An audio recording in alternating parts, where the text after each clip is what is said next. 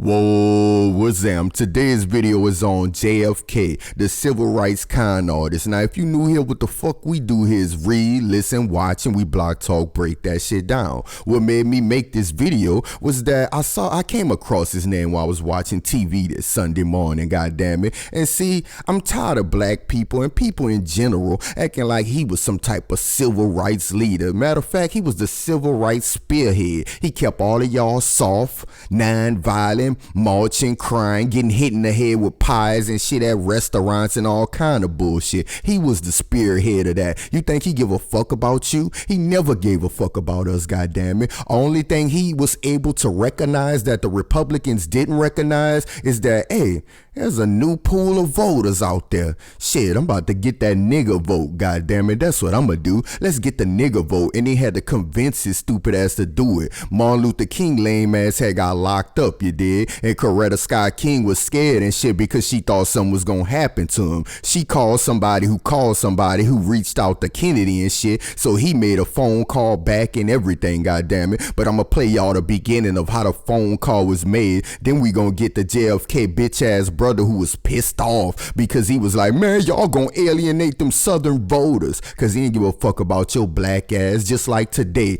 they trying not to alienate the southern voters. Y'all hear him? If you pay attention, what they trying to get? The moderate vote. That mean that racist vote, goddammit. You know how these motherfuckers get down. But listen to this in case you don't understand, you witnessing the Rebel Network, goddammit.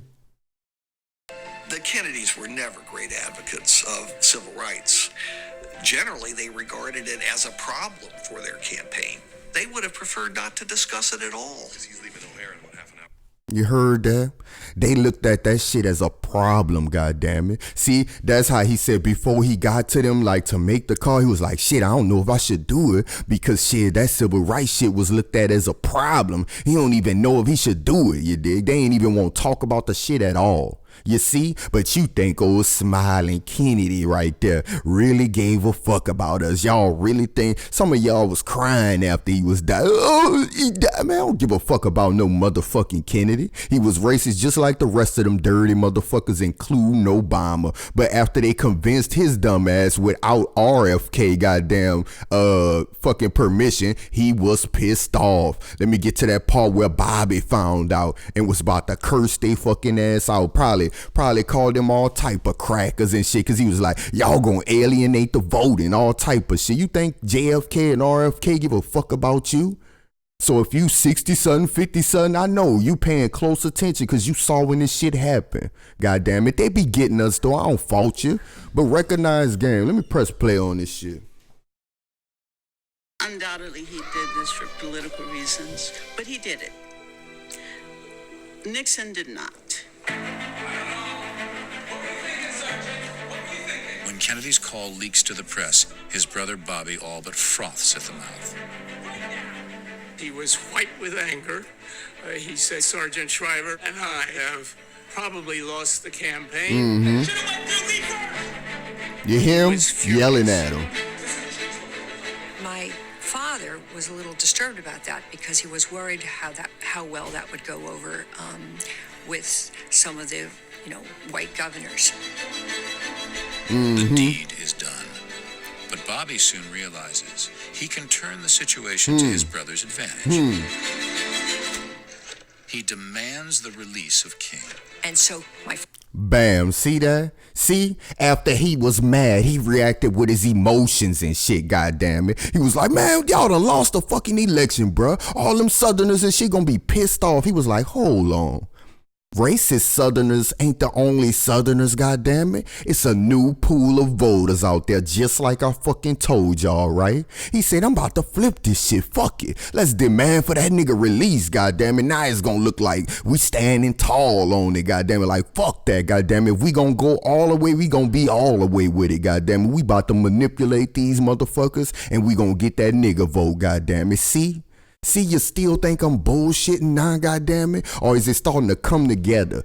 Go look at the last video where I told y'all Kennedy organized all the civil rights clowns and told them motherfuckers what signs to hold and all type of shit, goddammit. Told them to lower expectations, but hold up, there's fucking more. Look at this shit right here, goddammit. Even the president, in case y'all don't understand that JFK was the spearhead of your little singing ass marching, we shall sing, and all of that old peaceful shit, goddammit, that is dead now, goddammit. He didn't give a fuck about none of that. Let me let y'all hear this bullshit. You witnessing a rebel network, goddammit.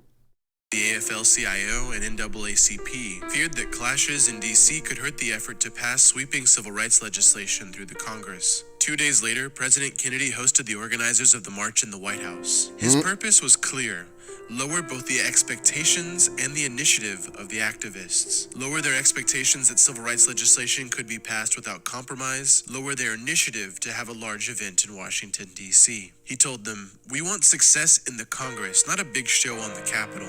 In other words, stay home, don't demonstrate. Even admitting that sit-ins and freedom rides had done wonders to change public opinion, Kennedy requested the leaders abandon their plans. You might be wondering why Kennedy would resist a march, a tactic he knew to be effective. JFK was an icon of the civil rights movement, and yet there he was, actively resisting organizers. Let's stop right there. Did you hear it? And that don't sound like somebody who probably look like me, goddammit. Y'all heard him. He was stopping them. And what kind of organizers will listen to the opposition, telling them to tone shit down, telling Kingdom to tell them to lower their expectations and shit? You see? Did you hear what the fuck he just said? Tell them to lower their expectations and shit. Tell them to chill, you dig? Tell them if they keep on doing these demonstrations and shit, they ain't gonna never get nothing passed. All they gonna do is keep making us mad. Y'all heard him, huh? And you heard him call him a civil rights icon, huh? He was the spearhead, the non-violent spearhead. He just not confirmed to y'all that King was working for that boy. He invited all of them motherfuckers over and told them what to do. A real opposition don't get told what to do, y'all. You think somebody could just call me up and tell me what the fuck I'm gonna make a video about? Or what I'm gonna go in about? Or what to not go in about, goddammit? None. No, zilch. Can't nobody call me and do that bullshit, goddammit. You witnessing a rebel network, and we ain't influenced by shit but black people, goddammit. Fuck wrong with you, but King them. They went up there and I know who it was. It was Martin Luther King. It was Ray Wilkins or Ray Farmer and all of the rest of you civil rights nigga. Jesse was there, all of you coons. God damn it, just like when them rappers went up there to meet with Obama. I wonder what y'all was talking about. Obama was probably telling y'all to lower expectations. Tell him don't do nothing after Ferguson and shit, you know. With y'all fake ass, they still bought and paid for. See how ain't nothing new under the motherfucking sun? See, got that big bright smile on their face, goddammit. Kind everybody. Fucking dude ain't give a fuck about you. I should repeat this shit, goddammit. He resisting and shit. Called all them fools up and said, hey, tell him chill and shit. Listen to it again, goddammit, just in case you didn't hear.